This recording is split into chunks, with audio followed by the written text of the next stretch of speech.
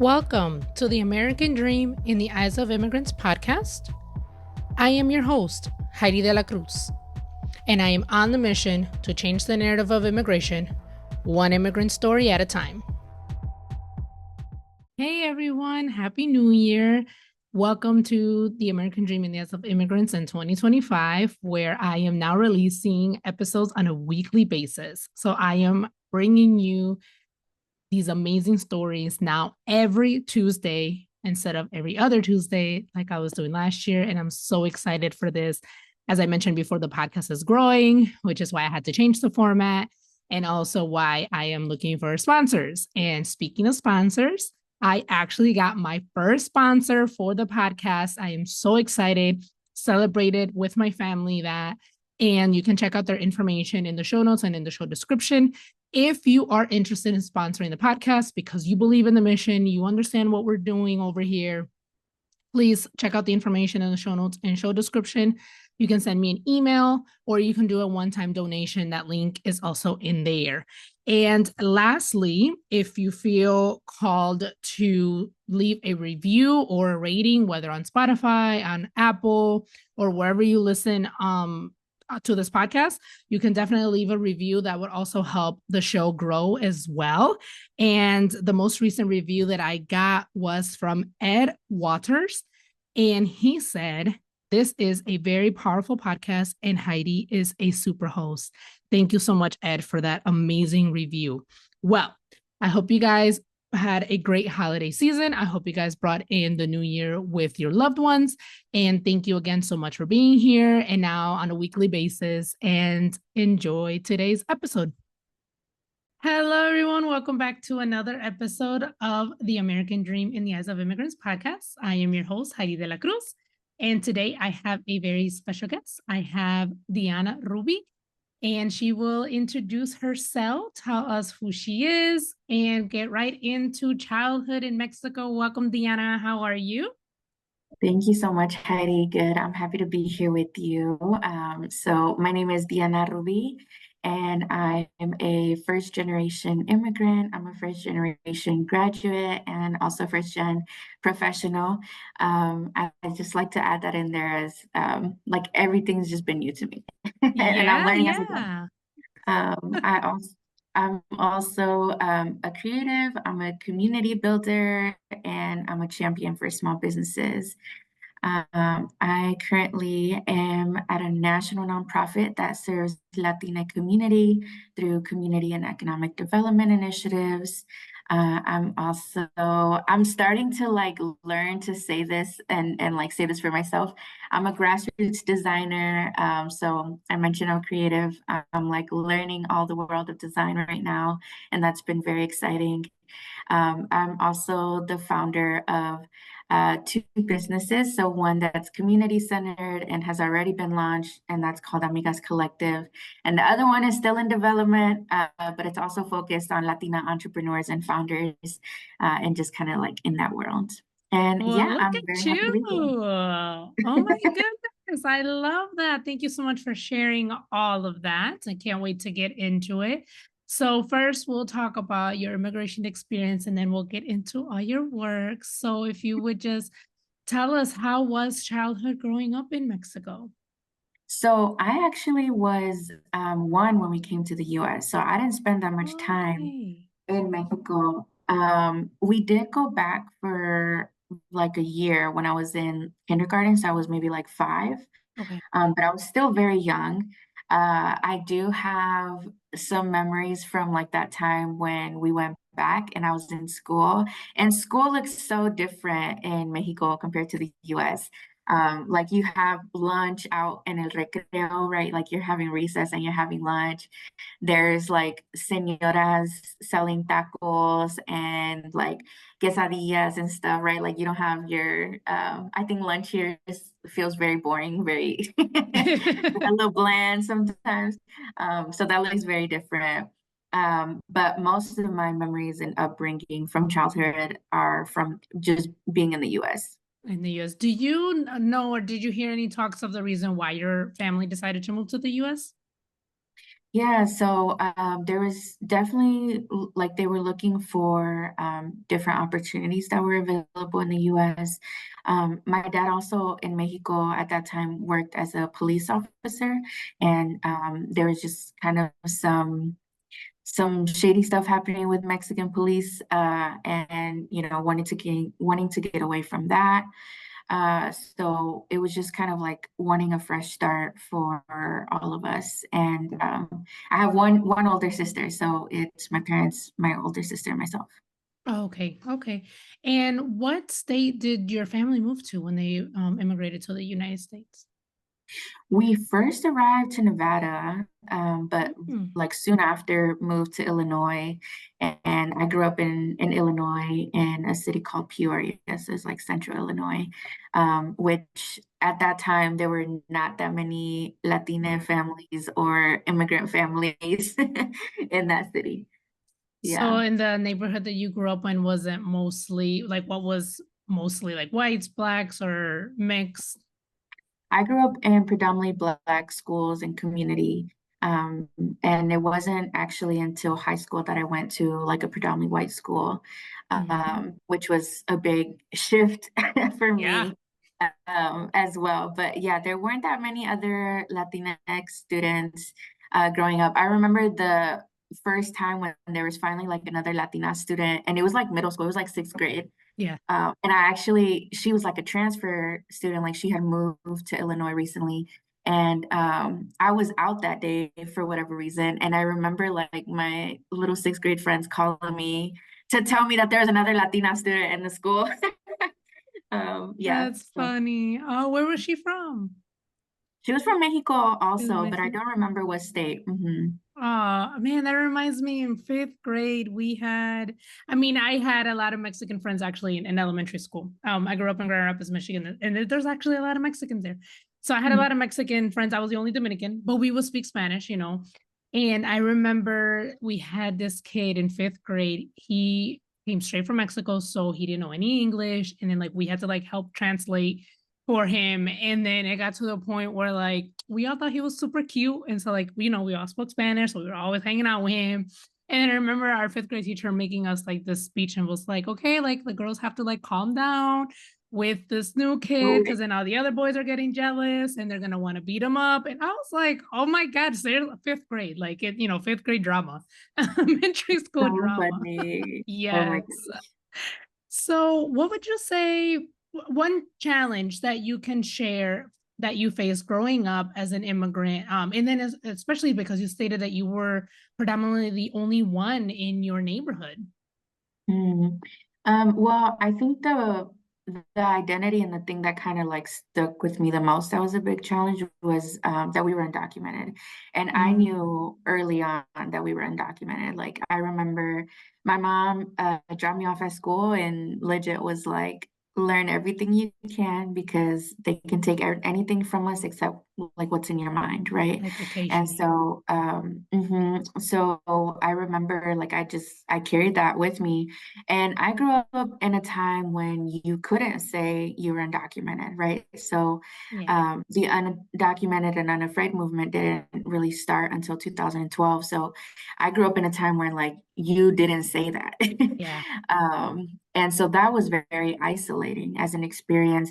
And I feel like growing up, like the Black community was very welcoming and like loving on me. Like I never felt othered or sided because of being Mexican. Yeah. It was mostly just that like undocumented status that I felt like I couldn't tell anybody, right? And I really lived with that fear of deportation at that time.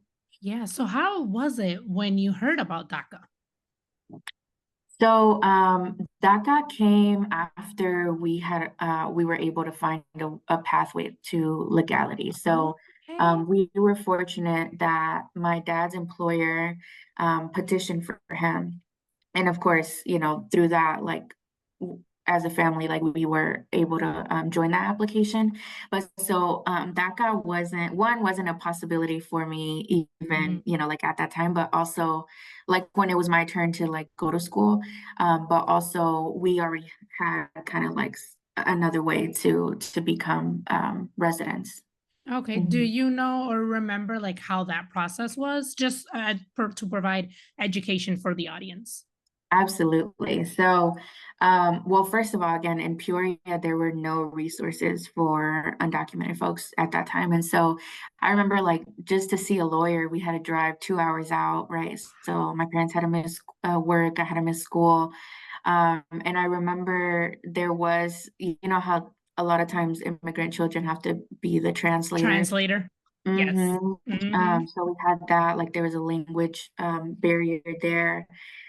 And it really impacted me because I remember that, like that day that we went to go to the immigration office and like that there was no person that looked like us that were at that law firm. I remember there deciding I was going to pursue immigration law and policy. Mm. And so that really was kind of my, I mean, it stuck with me, right? Because I'm like, no puede ser that, you know, other families are having their children translate for them. It's something that's so important, right? Oh yeah. So that really stuck with me for a lot, like really further down the line into my adulthood. Yeah, no, that is true.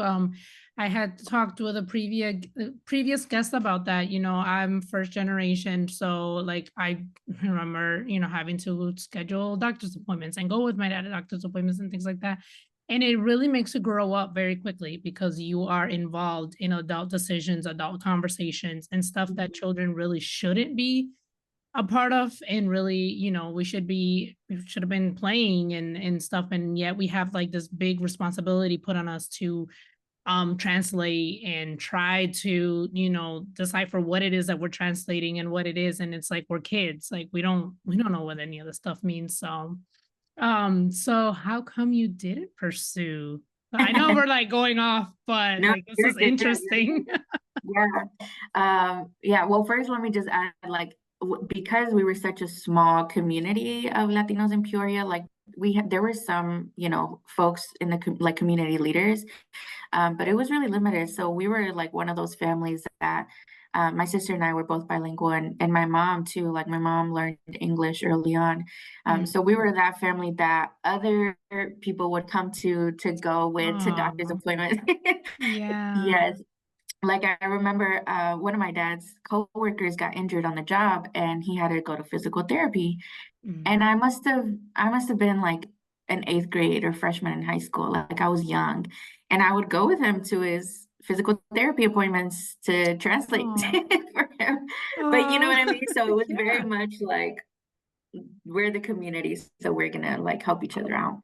yeah. But so I actually did pursue for a long time. Like I said, that experience of being undocumented, like it ignited a fire within me. And, you know, just like growing up in a community that didn't have resources for immigrants, like it really pushed me to do well, like in school and to pursue those kinds of opportunities. So it was all the way up through the pandemic, actually, that I did work for an immigrant rights organization. At that Mm. point, I had also worked at an immigration law firm as a paralegal. So I had been in that field and like doing that work.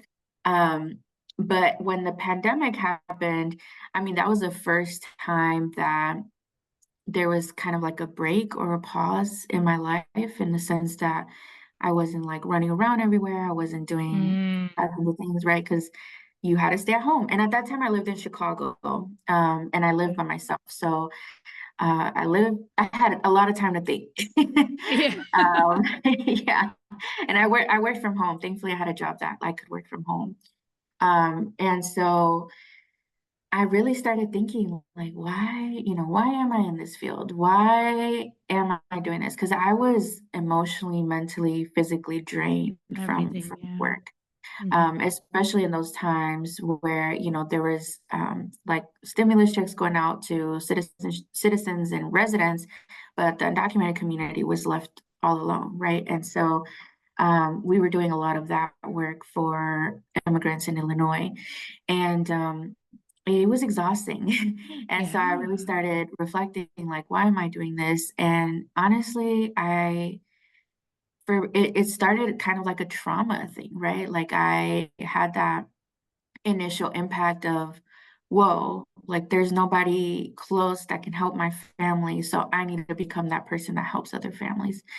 And so I did do that work. And I think that I came to that realization by that time, by 2020, 2021, that I felt like complete in that doing that specific type of work. So I was doing a lot of policy and programmatic work around citizenship and DACA. Um, and to do it in Chicago was, I mean, amazing, right? To be able to be in those spaces, because there are a lot of really strong advocates for immigrants in that city. So that was a really wonderful experience. But I knew that it was time for me to like move into something else. Now, let me tell you that from that young age all the way to that point in 2021, I had never considered doing anything else. And Mm-hmm. so that was really hard to Yeah. one, like accept like, oh, okay, I actually don't want to do this for the rest of my life. But two, to pivot because I didn't know, I hadn't explored anything else. I had always just been that like one track person. Yeah. Um, and so then at that time, my parents decided to move to Arkansas. And Oh. yeah, mhm. So at first I was like, y'all are kidding me. I'm not going there. Oh my goodness. But by the end of 2021, I was just at that point where I was like, I need a change in my life. I Yeah. need to be in a different environment because I just didn't know what to do. And so I moved to Arkansas in August Wow. 2021. Mhm. I'm in Northwest Arkansas now. And here's where I started doing work with entrepreneurs and small business, which I feel like some of that started happening in Chicago because Chicago is a really great city that like supports entrepreneurs. And I would always go to like los mercaditos and befriend the Latina entrepreneurs out Yeah. there. But it was here when I really started to get into that work and to support, like directly support entrepreneurs. Mhm. Oh, awesome. So now you're in Arkansas. What a big change. How Yeah. how tell us about that from Illinois to Arkansas. How's that? Man, so again, at first I was like, no way, I'm not. Especially coming from Chicago, like it's just such Yeah. a vibrant and lively city that I was like, y'all are kidding me, no. But I visited for my birthday 2021 Okay. and se me hizo bien tranquilo. Like it was, I mean, it Oh, was very different from the city. And I was like, maybe this is what I need to like again reflect and think about yeah. what it is that I wanted to do. And like I mean, it was going to be literally a really like a big pivot and just not only the sense of like what I was going to do for work, but also moving back in with my family and living with my Mm, family for yeah. the first time in like 8 years. Oh, I know that. Um, I know exactly what that's like. yeah, so Yeah. everything was about to change. But I was at that point where I was like, I need change. Um, and it's honestly, it's been really nice. I didn't, when I first came here, I didn't think that I would like it as much as I do now. Yeah. I'm 2 years, a little over 2 years that I've been here now. And it is very different. So I'm in Northwest Arkansas, which is close to the Oklahoma border. It is very different from what I see in the rest of the state. I think the rest of the state, there's more kind of like, there's a lot more rural, and like what you would think when you think of Arkansas. Um, so in that sense, it's been very different. And I think that here I've been able to have different opportunities that I didn't have in Chicago, for example, or in Illinois, mostly around that creative side. So I told Nice. you early on, like I'm getting comfortable with saying I'm creative and that I'm pursuing artistic things. But I feel like I couldn't do that in Illinois because I mean, I think part of it was like because people knew me as, oh, Diana's going to do immigration law, right? Like they Mm, just knew that. And so I felt like there wasn't room to really explore that. And here there are an abundant of opportunities in terms of being able to explore anything, honestly, like whether it's creative, whether it's like you want to learn how to do biking. There's a big biking community here. But yeah, so it's been very interesting. It has taken time for me to find my community too here and like find good friends and things like that. But I've been enjoying it. Good. And what brought your parents to Arkansas? Was it a job or just because? So, well, one, they were tired of Illinois winter. Oh, yes, yes. So I think they originally, it was like, we can't do this kind of the Illinois winter anymore. Yeah. But my dad has a cousin that lives here. And Oh, so they came out here a couple times to visit and they enjoyed the same. I think they needed a shift too. yeah, Like, we were in Illinois for 25 years, 24 years. yeah. So I Ya think for está them it bueno. was, yeah, they were ready for something different. Yeah. So since you're diving more into your creative side, what do you enjoy now the most of the work that you're doing now? Hmm. So, kind of still in my professional career, I'm still doing small business development and working kind of on that end in the nonprofit sector. Yeah. But in terms of like my creative, I've been learning design and have been able to support some women founders on different creative projects, which has been really cool. And I also recently submitted for it was like a design proposal for like the public transit here, and they selected my work, which is really Oh, exciting. congratulations. But honestly, I was not even like when I submitted, it was more so like I need to start putting myself out there. I Yeah. need to like just go for it, right? Like just put it out into the universe and Y see what happens. mira. Oh, that's Uh, awesome. yeah, so that's been really cool. But yeah, honestly, right now it's really been around developing like my confidence as a designer. That you go like even just saying it, I'm like, yeah. You got this. Own it, girl. Yeah, yeah. So it's been really nice though, and te digo, like aquí siento que la comunidad is very like welcoming and open, and just like open to connecting and open to sharing resources on how to get started and build that.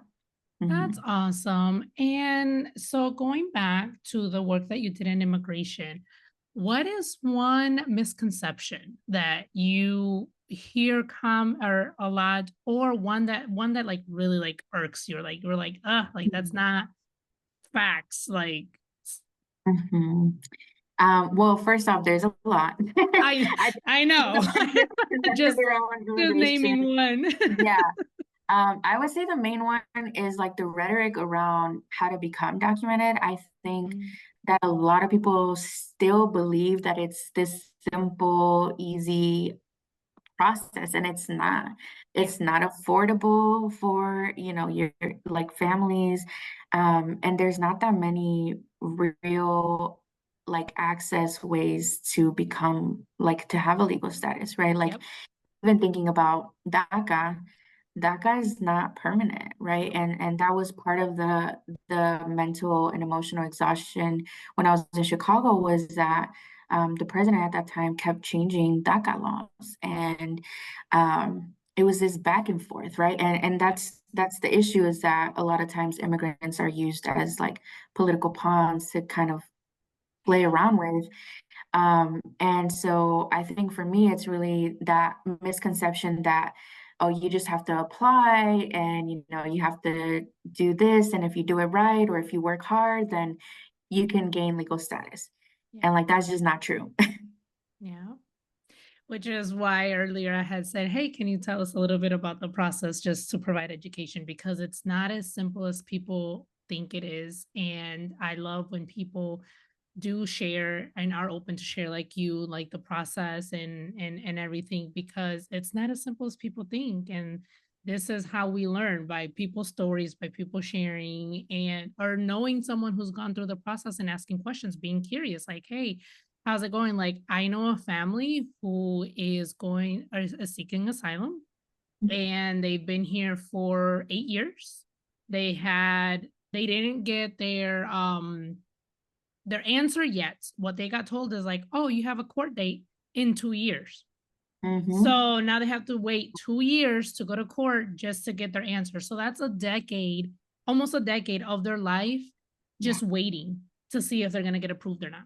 Like, you know, and it's not as simple or as fast or however people like to make it seem like it is. It's simple. It's not. And there's unfortunately, like you said, people do use the immigration for political pawns, which and it's like these are people's lives that you're messing with. These are Mhm. people's feelings, emotional well-being that you're messing with, and it's very unfortunate. But I do appreciate like you guests who come on, share their story and educate and provide like the actual facts of like how it actually works. Mhm. And that was the other part of it is like how long it takes. Yeah. I remember like our first initial consultation with an attorney, I was maybe like 9, 10. And it wasn't until I was 18 till we actually got our permanent residency 10 card years. and Yeah. that I was able to like go to Mexico again for the first time. And it, I think the toll that that has on people and on families, like I grew up grieving the fact that like I couldn't see my grandmother, that Mm, I didn't know what my aunts and uncles even looked like, right? Like, um, it's not just, "Oh, I'm gonna apply tomorrow," and even, like, a year, like, no, yeah. it's literally a decade. Yeah. Yeah. Yeah, or Yeah. longer. I had Mhm. an immigration attorney come on and we were talking about like the sibling petition. And I was Mm, like, oh yeah, I remember I had heard it was like 10 years to for you to petition your sibling. He was like, I wish it was 10 years. It was like 18 years. But now, depending on the country too. And I was like, oh, yeah. 18 years to wait for your sibling to petition. Like that is crazy. But I Mhm. mean, that's just the unfortunate truth right now, and that people don't understand like the time. It's like that's a it's a whole lifetime right there, 18 years. Literally. Literally. Yeah. So Diana, thank you so much for sharing so much of your story and your journey. I love ending the episode with this question because it's so unique to everybody. But what does the American dream mean to you? Well, first, thank you for asking this question. I think for me, the American dream means the freedom to choose. And I say that because my life would have looked very different had we stayed in Mexico. I come, still from a pretty traditional Mexican family Oh yeah. where I think my life path would have been one way. And so I always say, like, I'm grateful for my parents. I feel like they gave me life twice. And that Mm, second time was when they decided to come here because that really it gave me the freedom to choose who I want to be and what kind of person I want to be, what kind of things I want to do, who I want to love, even right, like literally the freedom to choose to be who I am. So amen. that really is what the American dream means to me. Amen. Beautifully said. How can people connect with you? Yeah, so on LinkedIn, I'm Diana J. Rubi with an I. I love my last name because it has an I, not a Y. And then on Instagram, can also find the Amigas Collective, and I'm linked on there as well, Flo conmigo underscore Diana. Perfect. I Yeah. will include your links in the show notes and the show description. Thank you once again for being so open and sharing. And yeah, just thank you. Thank you for having me, and thank you so much for doing this. I think it's really important to highlight immigrant stories and bring this information out. So thank you.